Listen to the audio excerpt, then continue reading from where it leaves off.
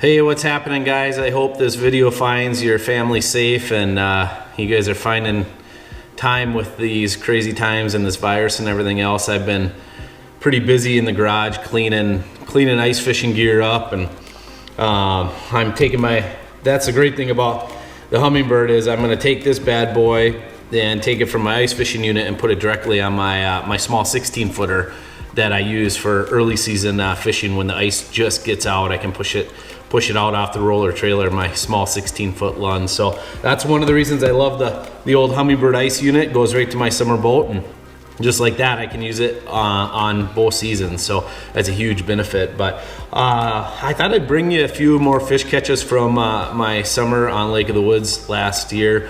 Try to bring you some fun, informative, entertaining, just fish catches that you can watch and learn from. And I like to talk about, really things that have made a difference for me, and things that have evolved through the sport of fishing and musky fishing. And one of those is the use of side imaging. I can tell you, last year, the Humminbird Helix Mega side imaging was the main reason we caught several of our actually really big muskies, just because it would allow me to fish the spots through, mark them, and put my Talon down and catch them. And this fish catch, we did exactly that. We fished through the spot, and I had this pesky loon bothering me, but it was a sand saddle. There used to be weeds there. There's still some weeds, but this muskie was out in the sand, a spot that I probably would fish through, but I wouldn't really focus on. So you can hear me say, I marked it, I looked at it, clear as day. You can see the fins and everything. And I Talon down, and we cast to it and cast to it and cast to it. And I'm telling you, this was a probably 5 or 6 minute ordeal. And we did this so many times last year with the side imaging, to where we marked the fish, a Talon down, and it took several minutes of casting to get that fish to activate. And I'll show you the bait that I was using. You hear me talk about it a lot. I got it hanging here just because I have so many memories and I like doing that. Oh, the old wood pacemaker. I got to show you this one first. 13 50 inchers on this bad boy. Used to be black. Boy, it's one of my favorite lures. I don't throw it much anymore. I just got it kind of hanging here. But this is the bucktail that I caught this fish on. This is the big tooth NiTi Flexx. You've heard me talk about this on my channel before. This is a bucktail that's made with nitinol wire. And the nitinol wire is really cool. It's like stainless steel 051 wire in the fact that it doesn't flex very much. But the cool thing is, when it gets in the net or the side of a fish's mouth, it comes right back to form. I've caught, I can't even tell you how many muskies on this thing.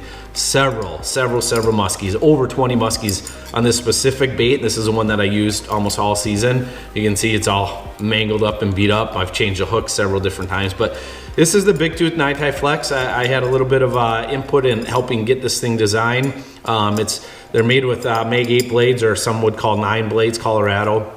Just a tremendous bucktail, a great all-around bucktail, and the technology is really great. I can tell you, I don't have to reshaft this thing. I didn't have to reshaft this bucktail ever. It was my favorite bucktail. So it was hot, and it would catch them, and it was in the mouth of mini muskies. You can watch actually a video where I caught 2 50 inchers back to back using the same exact bucktail. But this one's an upper 40 incher fish, almost that 50 inch mark. Really big, healthy butte. One of the prettiest muskies that I caught all season on the woods. Really pay attention to this system of marking it, putting the Talon down. The Talon's a huge part, because I got so good with the side imaging, I could call within 5 feet where that fish was sitting. And what I would do is, with the Talon down, I would take the Altera and I would pivot with my side imaging, back and forth and pivot, and it'd be like me scanning that area where I marked the fish, and I could track where it was swimming, if it was sitting still or if it was moving, and I could position my boat adjacent to that fish while we casted to it. And this one, I did that. I just kept scanning it, find it, cast it right to it, and this was not a figure 8 fish. Chowed out in the cast, epic battle in the net, and just another nice Lake of the Woods muskies. I hope you guys enjoyed this catch, and I hope you're staying safe and finding things to do. This will pass, and we will survive, and we'll be on the water catching muskies before you know it.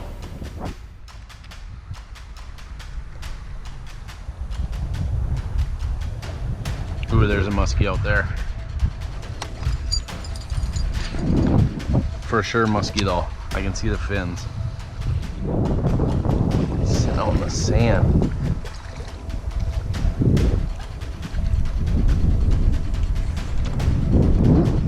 Loon? That's a loon on me. But when you see this, you'll say that is a muskie for sure. Might even be two. It's sitting 70 feet. I gotta turn the boat. It's sitting 70 feet right over there. Just sitting in sand, not anything else.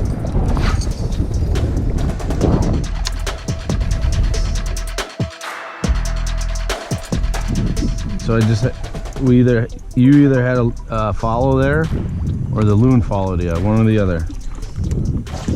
I think that one was a muskie.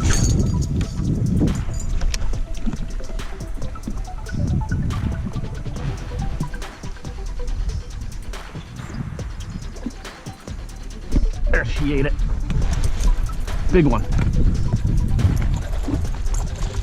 Not that big, but big.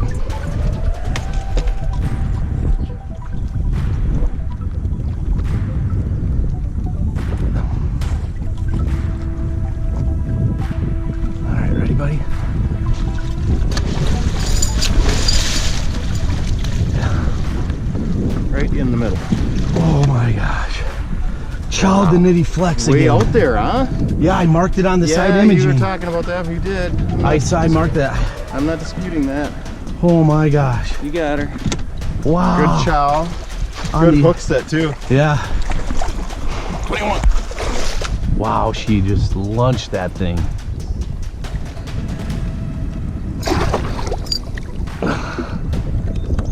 On the shaft hook.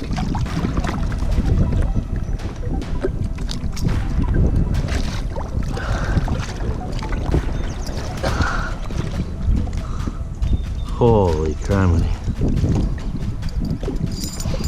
There it is again.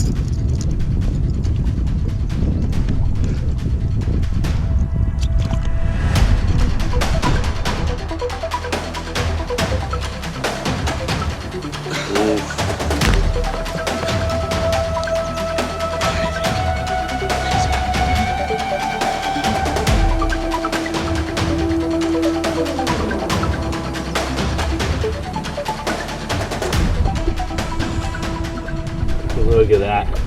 Oh, she's ready to go already. Another giant on the NiTi Flexx. And I marked her on the side imaging. That was really cool. I marked her. We kept on talking about it. Got one down there. Got one down there. Oh, she's ready to go. This is the best part about musky fishing. Chasing them, casting to them. Thank you, girl. Thank you, girl. 40.5. Marked it. Pitched the NiTi Flexx. Chowed it.